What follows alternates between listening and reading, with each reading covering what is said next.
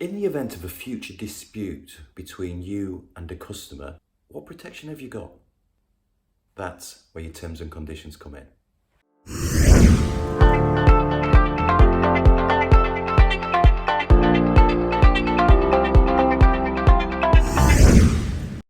Hi, and welcome to the second in my series, 7 Deadly Sins of Credit Management.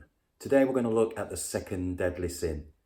Terms and conditions are absent or barely there. Startling but true, many professional and successful businesses have inadequate terms and conditions. Or worse still, none at all. If that's you, don't turn off. When the going is good and you're getting paid on time, there's no glitch in the supply chain, it's really easy to overlook your terms and conditions and think you don't need them. But they are crucial when a relationship turns sour and you've got nothing there to back you up in the event of a dispute. The exact elements to include really depend on the individual business. But areas that you should consider are a clear description of what goods and services are actually being provided. May include any warranties or guarantees you're included and how they actually work in practice. They will set out timelines for deliveries and also include when actually title and possession of those goods or services actually pass from you as the supplier to the customer as the buyer.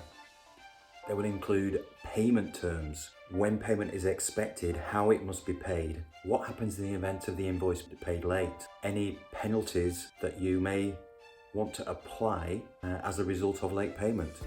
Legislation actually exists that enables all businesses to add late payment charges. You can apply those irrespective of whether or not they're detailed in your terms and conditions. However, you need to make sure that the payment terms in your terms and conditions aren't in conflict with the legislation. So if your current payment terms as set out in your terms and conditions, if you have them, are less than the late payment legislation, which is 8% over base rate. So if yours are say 6%, then you can't actually charge the 8% because your specific terms say it's 6%, which is less.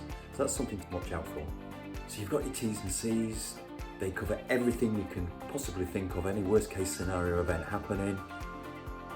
But is that enough?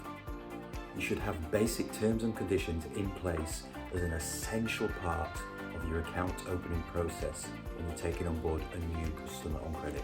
Ideally, your terms and conditions should specifically and clearly have been acknowledged in writing or similar before trading actually commences.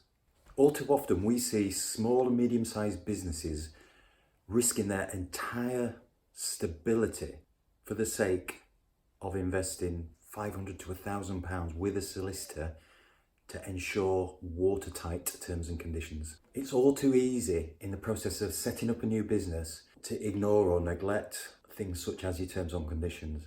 However, there is no substitute for having them to protect your business.